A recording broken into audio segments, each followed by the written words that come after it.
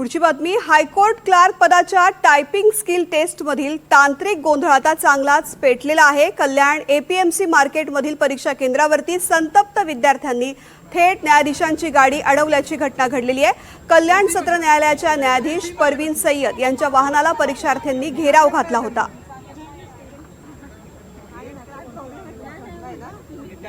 तर थेट जाऊयात मध्ये सहकारी अमजद खान सध्या या ठिकाणाहून आपल्या सोबत जोडले गेलेत। अमजद, विद्यार्थ्यांचा राग प्रचंड वाढलेला आहे आणि त्यामुळे थेट न्यायाधीशांची गाडीला घेराव घालून ठेवण्यात आलेला आहे। नेमकी परिस्थिती काय सध्याची या ठिकाणची?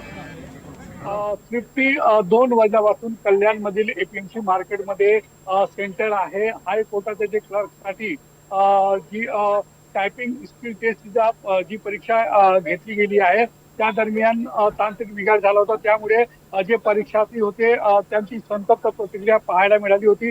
आता या जे परीक्षार्थी होते त्यांनी आंदोलन सुरू केले आहे। 2 वाजल्यापासून सेंटरच्या समोर ते बसले आहे। कल्याण सत्र न्यायालयाचे जे न्यायाधीश आहेत परवीन सय्यद यांनी या परीक्षार्थ्यांना समजूत घालायचा प्रयत्न केला। या ठिकाणी सुलभा गायकवाड आमदार या देखील आल्या होत्या। सध्या जे सत्र न्यायालयाचे न्यायाधीश आहेत परवीन सय्यद यांची गाडी जे परीक्षार्थी त्यांनी रोखून ठेवली आहे। परीक्षार्थ्यांची एकच मागणी आहे की ही जी परीक्षा झाली आहे त्या परीक्षेत आमची अनुपस्थिती लागू नये आणि ही परीक्षा परत घेण्यात यावी। मी तुम्हाला दाखवतो की काय परिस्थिती आहे। या ठिकाणी आपण पाहू शकता कशा प्रकारे हे जे परीक्षार्थी हे बसले आहेत याच्या हे जे यांनी जे न्यायाधीश आहे त्यांची गाडी रोखून ठेवली आहे। कल्याणचे जे डीजीपी अतुल झेंडे, एसीपी अशोक खन्माने आणि इतर जे पोलीस अधिकारी ते समजूत घालण्याचा प्रयत्न करत आहे। परंतु परीक्षार्थ्यांची एकच मागणी आहे की आमच्या सोबत अन्याय होता कामा नये। प्रशासनाने हा त्वरित निर्णय घेतला पाहिजे की ही परीक्षा रद्द केली पाहिजे आणि परत ही परीक्षा घेतली पाहिजे। सध्या या ठिकाणी गोंधळाची परिस्थिती आहे। राजकीय पक्षाचे जे नेते आहेत काँग्रेसच्या कांचन कुलकर्णी, मनसेचे जे काही पदाधिकारी आणि राष्ट्रवादी काँग्रेस शरद पवारचे काही पदाधिकारी या ठिकाणी पोहोचले आहेत। सुलभा गायकवाड भाजपचे आमदार या ठिकाणी आल्या होत्या, त्यांनी समजूत घालण्याचा प्रयत्न केला।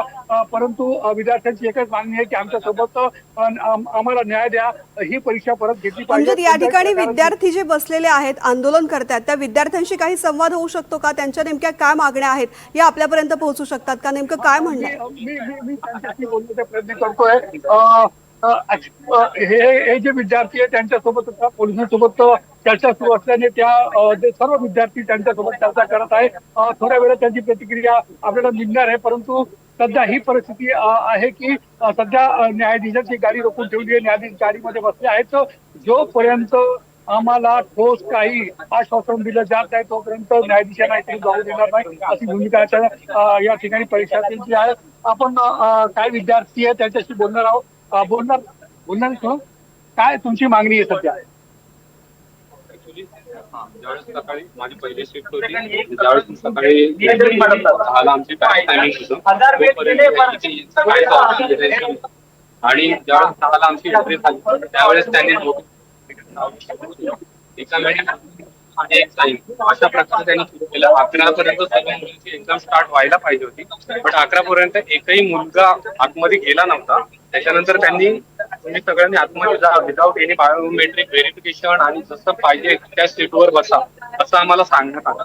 आणि जेव्हा आम्ही तिथे बसलो तेव्हा प्रॉपर एक्झाम 11। आता काय मागणी आहे तुमची सध्या? आता सध्या आमची एकच मागणी आहे की आमची री एक्झाम घ्या, जी कोर्टाची हे झाली। आणि दुसरी गोष्ट की आमचं कुठली ऍक्शन न करता त्याच्या फर्दर प्रोसिजर असून ती लवकरात लवकर करते। तुमची आपण पाहू शकता विद्यार्थ्यांची काही मागणी आहे की आमच्या परत एक्झाम घेण्यात यावा आणि जे ऍक्शन जे तुम्ही घेणार आहे ते आमच्या विरुद्ध कोणत्याही प्रकारची कारवाई नको। सध्या प्रशासनात पोलीस प्रशासन समजूत घालण्याचा प्रयत्न सुरू आहे। काय निर्णय होतोय हे पाहणे महत्त्वाचं ठरणार। निश्चित हे विद्यार्थी आरोप करतात की परीक्षा घेता वेळीच परीक्षा केंद्रावरती कोणत्याही प्रकारचं योग्य नियोजन नव्हतं, त्यामुळे आमचं नुकसान झालेलं आहे आणि पुन्हा एकदा परीक्षा घेतली जावी। अमजद, या ठिकाणी नेमकं काय काय घडतंय तुझ्याकडून अपडेट्स घेत राहू। तुर्तास धन्यवाद संपूर्ण माहिती करता।